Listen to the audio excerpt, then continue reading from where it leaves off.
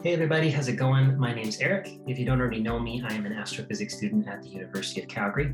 I'm also a youth member with the Royal Astronomical Society of Canada and a current member of Team Astro, which is a volunteering initiative based out of the Rothney Astrophysical Observatory just south of Calgary, where we do talks on sky science for grade school students. You can book virtual sessions or in-person sessions at the Rothney. So if you're interested, I encourage you to check that out. This video is just a tutoring demo. I have loaded up the mock tutoring worksheet for Physics 20 from my website. There's a link to the PDF on my website in case you're interested with the fully worked out solution. In this video, I'm just going to go through the problem again, but in video format, so you get a chance to see what a tutoring session would look like, how I talk, just kind of get a feel for me and see if you're interested.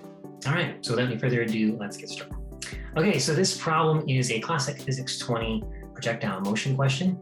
I wrote this question entirely from scratch, and I'm a golfer, so I used a golf ball, and then I grabbed some launch monitor data to make the numbers work more realistically.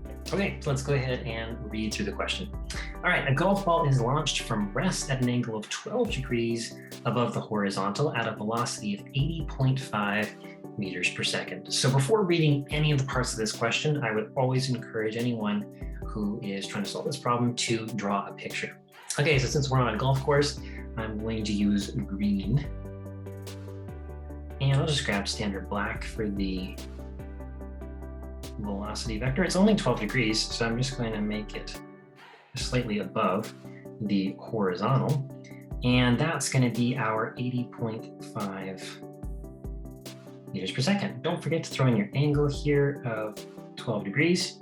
And since we're here, any vector question in Physics 20, you're probably going to have to break down your components. So I'm going to grab this purple color here and just draw an arrow for the x component. I'm going to call this v for velocity or speed. And I'm just going to give it a little subscript x so you know it's in the x direction, because of course this is the x axis. Okay, and I'm just going to grab this pink color. I like bright colors because I think it makes things just a little more fun. And I'm going to call this one v as well, but I'm going to call it vy because this is the initial velocity of this vector, but in the y direction. I'll go ahead and add the path of the projectile, and that's where it lands right there. Okay, so we've got our picture. It's basically as much information as we've been given. Let's go ahead and read part A. Okay, so part A says, ignoring air resistance, which you're probably going to get really familiar with that turn of phrase in Physics 20, because a lot of the stuff we do, we ignore air resistance. How much time elapses from the moment the golf ball is launched to the moment it impacts the ground? Where it says impacts the ground, it does not mean the moment where it embeds itself in the earth. It means the moment where the ball just kisses the surface, where it just touches, because as soon as it touches the earth, there's going to be some sort of collision going on, and you're going to need physics 30 to handle that. So we're just going to deal with the moment that the ball kisses the ground. So how much time elapses from the moment the golf ball is launched to the moment it lands? We're looking for the total time.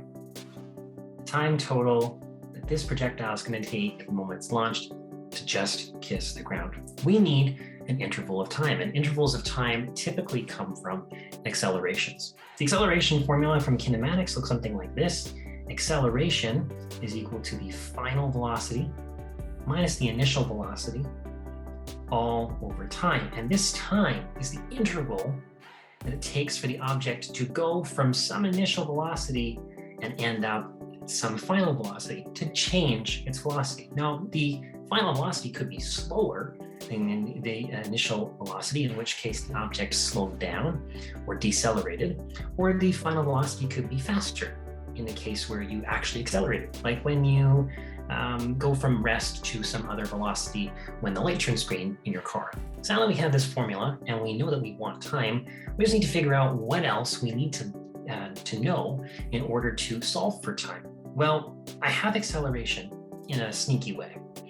In the y-axis, there's only one acceleration, and that acceleration is gravity. Gravity, often denoted little g, is negative 9.81 meters per second squared. So that's the acceleration that we're going to see in the y-axis. But what's the acceleration in the x-axis? It's a bit of a trick question. There is no acceleration in the x-axis, because all we're considering is this is happening in a vacuum, and the only thing that we're considering is the launch of the projectile, gravity, and nothing else. So we're not going to be looking at this in this part of the question at the x component because there's no acceleration there. And we need this time, the interval from which the object starts at its initial velocity and comes back down. And we only get a time interval with an acceleration. So the x component to this velocity isn't going to be useful here. What we are going to need is the y component of the velocity. So let's find that. Before you can break a vector down into its components, you have to have a little bit of an understanding of trig. And this always comes back to SO, ka, and TOA. Sine is the opposite over the hypotenuse. Cosine is the adjacent over the hypotenuse. And tangent is the opposite over the adjacent. Here we want to find the initial velocity in the y. Our angle is 12 degrees, so this initial velocity in the y is opposite the angle. And we already have the hypotenuse, which is 80.5 meters per second. So we have the opposite and the hypotenuse. So we're going to want to use SO because we have opposite and hypotenuse. First thing you want to do whenever you're trying to solve for something using trig is just write out the ratio. It's the simplest way to start, so that's how we're going to start. So we're going to say sine of theta, in this case theta is 12 degrees, is equal to the opposite, which is the velocity, the initial velocity in the y, over the hypotenuse, which is the 80.5 meters per second. We can find the initial velocity in the y by just doing some simple algebra. If we needed an algebra review in a session, that would be totally fine. We can do that. I'm just going to go ahead and do this in my head. So we get 80.5 times the sine of 12 degrees is equal to the initial velocity in the y. Okay, so what is this? Just need to grab your calculator, make sure it's in degree mode, because you just came from math class, it's probably not. Okay, and this initial velocity in the y is 16.73, and then there's more numbers, which I'm just going to write dots for now to remind myself that whenever I use this number, I'm going to want to type these quantities back into my calculator, meters per second. Personally, I only round at the end, so I leave all of my digits in the calculator and then round at the end.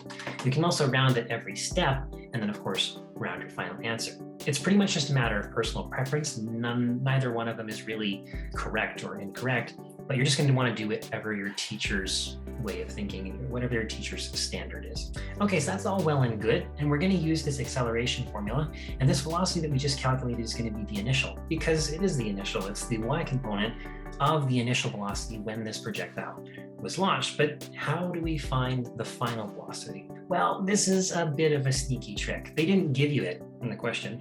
Specifically, I didn't give you it in the question because you can pretty much choose it. And there's two ways of doing that.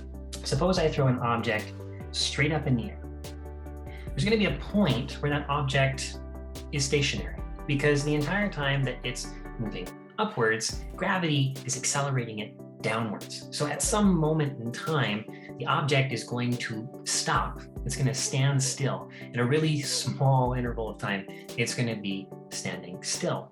So still is 0. So if I just throw an object straight up and it decelerates the entire time until it's 0, VF would be 0. And I've drawn it here because that would be where the object is at its peak height. So if you wanted to find the peak height, you'd want to use in this formula, VF is equal to 0. If you solve for time, it will give you the exact amount of time it would take the object to get to its peak height, and from there you can even find its peak height. But that's not what we want here. We want the total time that this object takes to not only go up, but also come back down. I'm only considering the y-axis here because again, there's no acceleration in the x-axis, so that velocity is not going to change. So at the moment this object falls back down, if I just threw this pencil, for instance, up in the air, the moment it came back down and I caught it in my hand, it would be going at the exact same velocity as when it left my hand and I threw it in the air in the first place. The only difference is that this velocity, the vector quantity, is now pointed down. In physics, the way we denote down, usually in the y-axis, is with a negative sign. So in this case, the final velocity in the y is the same as the initial velocity, but it's pointed down. So we put a negative sign in front of it. Okay, so now we have everything we need. we can use this formula to find time. So acceleration is equal to the final velocity minus the initial velocity all over time. Again, if you need an algebra review, that's absolutely fine. I'm going to multiply both sides by t, divide both sides by a, and that's going to give me time is equal to the change in velocity over the acceleration. Now all I have to do, that I've done my algebra, is plug in some values. Final velocity, we said right here, is the same as the initial velocity, just the negative. The initial velocity is just right here. So we write 16.73 meters per second, but we put a negative sign in front of it. Subtract the initial velocity, which is the same numerically, just positive this time. A negative subtract a negative, you should know that that's going to give you a negative. So it makes sense when I put in acceleration that gravity is also pointed down. So it also gets a negative sign. All right, doing the math, we get 3.41 blah, blah, blah seconds. But that's not a very good final answer, is it? Probably shouldn't have blah, blah, blah in my answer. Let's go back to the question and see how many significant digits we have. The question gives us two quantities, 12 degrees and 80.5 meters per second. Again, your teacher might have a preference on whether or not to use the angle as significant digits, but in this case, I'm going to. There are 2 significant digits in the angle and 3 significant digits in the velocity, so I'm going to use 2 significant digits in my final answer. And doing some rounding, we get the total time that it takes this object once it's launched to just kiss the ground, again, not actually impact and collide with the ground, but just kiss the ground, is 3.4 seconds. And that's our answer for part A. Let's go ahead and read part B. All right, part B reads, what is the horizontal displacement of this projectile? Horizontal displacement. I threw those words at you just because these are typically the words that wind up thrown at students in school. Horizontal displacement is literally just the distance from where the object is launched to where the object lands. So how can we find that? Well, we're probably going to need some information about what's going on in the x-axis, and this is where we're going to find out what's the x component of this vector's velocity. So we can see here on this triangle that the x is adjacent to the 12 degrees, and we still have our hypotenuse. So adjacent, hypotenuse, well, that comes from cos, so we're going to use cosine. And again, whenever you are writing out any of these things, just write out the ratio first. It's the simplest way to start. Okay, so cosine of 12 degrees is equal to the adjacent over the hypotenuse. Again, the adjacent is the x component of the velocity all over the hypotenuse. So adjacent hypotenuse. That's all we're doing. We're literally just writing out cos. But in this specific case, with 12 degrees for theta, this unknown that we want to find out, and the value of the hypotenuse. Just like last time, we're going to manipulate this and solve for what we don't know. You can do that by multiplying both sides by 80.5. And again, if we needed to do an algebra review, that's absolutely fine. All right, multiplying both sides of the equation by 80.5, we get 80.5 cos of 12 degrees is the x component in the velocity. So let's punch that into our calculator. Again, don't forget to make your calculator in degree mode. Okay, and I get 78.74 blah, blah, blah meters per second. Okay, so we have initial velocity in the x. And from the previous part of the question, part A, we have time. We have velocity and time, and we want to find the distance. What does that sound like? Hopefully this is reminding you of the first formula you ever learned in physics, which is V equals d over t. And I've left some space here because in this case, V is actually the x. And d is the horizontal displacement in the x, so I'll just give it a little subscript x as well. We want this, so we can just do some algebra. We're going to multiply both sides by t, and we get t, initial velocity in the x, both multiplied, is the horizontal displacement. Now that our algebra is all done, we can plug in some values. Okay, when I type this into my calculator, I get a slightly different answer from the worked solutions because I rounded one of my answers in the worked solutions. Again, none of this is wrong, it's just a matter of personal preference. But when we round our final answer, we're going to get the exact same answer, of course, as we should, because we're going to follow the rules of significant digits. So I get 268.68 blah, blah, blah meters, which makes sense. A meter is just slightly larger than a yard, so it's going to be generally less than a yard. So if you're a golfer, you're probably thinking average carry distance of a PGA Tour Pro is somewhere around 280, which probably makes sense if this is in meters and they use yards. Always get the check to make sure that your answer makes sense when you're done. Okay, again, going back to the question, we know that we have 2 significant digits, but this is going to be interesting because we have an answer with 3 kind of digits on the left-hand side of the decimal. So how can we do this? There's 2 ways to write this answer correctly with 2 significant digits. One is we can say the horizontal displacement is 270 meters, and that's completely correct. And you're probably thinking, but Eric, that has 3 numbers in it. You're right, it does have 3 numbers in it, but trailing zeros don't count unless there's a decimal in the answer. If I said the answer was 170.0 meters, that trailing zero now has value. It's significant because I'm telling you that I know that that 10th place digit is exactly 0. But that's not what we're saying here. I don't have a decimal. I'm just saying it's 270. I'm leaving the decimal out. Therefore, the trailing zero doesn't count. So we really just have our 2 significant digits. The other way to do this is with scientific notation. And again, if you need a review in scientific notation, that's one of the things we can do in a tutoring session. But all we need to say is 2.7 times 10 to the 2 meters. If you don't believe me, you can type that in. 2.7 times 10 squared. 10 squared is 100. 2.7 times 100 is 270. So these both are correct ways of representing the answer with 2 significant digits each time. You don't want to be losing silly marks after you did all of this work, got the answer correct, and then you just wrote your answer with the wrong number of significant digits. Okay, so that's the question. The golf ball traveled 270 meters and was in the air for 3.4 seconds.